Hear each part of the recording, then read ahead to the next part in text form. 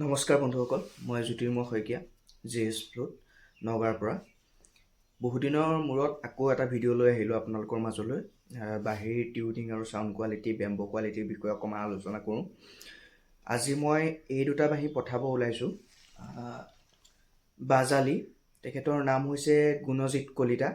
যোৱাকালি অৰ্ডাৰ কৰিছিলে, মই আজি এইকেইটা পেকিং কৰি পেলাই পঠিয়াম। তাৰ আগতে অকণমান আপোনালোকৰ মাজত টিউনিং আৰু চাউণ্ড কোৱালিটিৰ বিষয়ে অকণমান শ্বেয়াৰ কৰোঁ।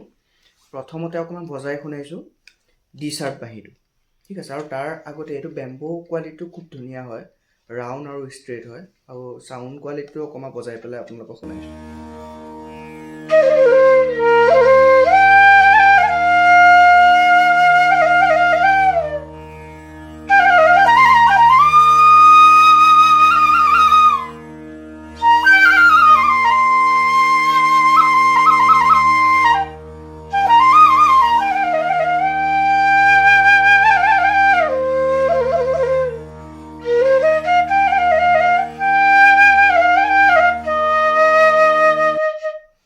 এইটো হ'ল ডি শাৰ্প মিডল।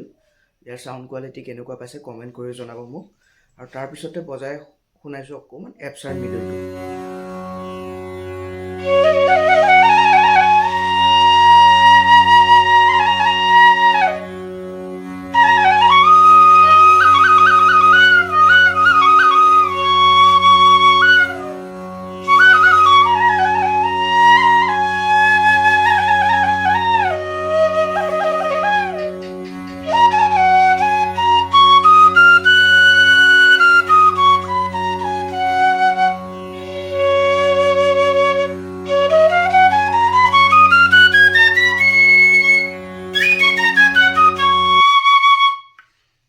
গতিকে চাউণ্ড কোৱালিটি খুব ভালেই হয় আৰু খুব ভাল পাব বজাই পেলাই।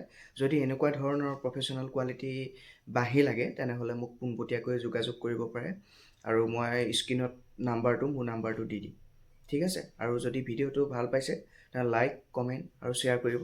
চেনেলটোত যদি নতুন আহিছে তেনেহ'লে নতুনকৈ যদি চাই আছে তেনেহ'লে চেনেলটো ছাবস্ক্ৰাইব কৰি দিব। ধন্যবাদ।